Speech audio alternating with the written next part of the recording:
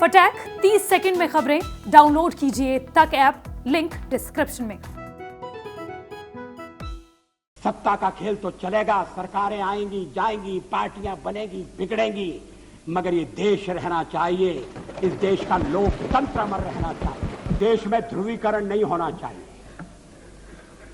न सांप्रदायिक आधार पर, न जातीय आधार पर, न राजनीति ऐसे दो खेमों में बंटनी चाहिए कि जिनमें संवाद न हो, जिनमें चर्चा न हो।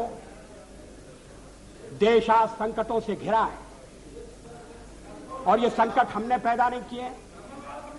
जब जब कभी आवश्यकता पड़ी संकटों के निराकरण में, हमने उस समय की सरकार की मदद की है। उस समय के प्रधानमंत्री नरसिंह राव जी ने भारत का पक्ष रखने के लिए मुझे विरोधी दल के नेता के नाते जेनेवा भेजा था और पाकिस्तानी उसे देखकर चमत्कृत रह गए। उन्होंने कहा कि ये कहां से आए हैं,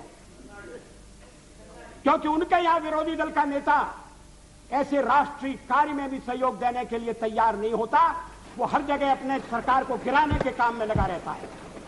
ये हमारी परंपरा नहीं है, ये हमारी प्रकृति नहीं है और मैं चाहता हूं ये परंपरा बनी रहे, ये प्रकृति बनी रहे।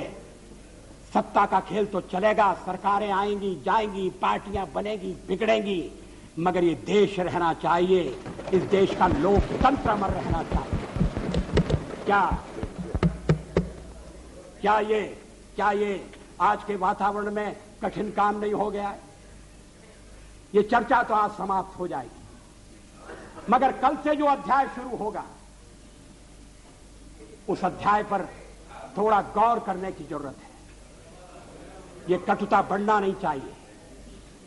मैं नहीं जानता यूनाइटेड फ्रंट ने श्री देवेगौड़ा को किस आधार पर अपना चौथे नंबर का नेता चुना है। वो यूनाइटेड फ्रंट की फर्स्ट चॉइस नहीं थे, वो तो फोर्थ चॉइस थे। मगर जो इनकी फोर्थ चॉइस थे, अब वो देश की फर्स्ट चॉइस होने वाले हैं। मैं समझ सकता था नहीं, और उसका कारण ये है, अध्यक्ष महोदय मुझे खेद है,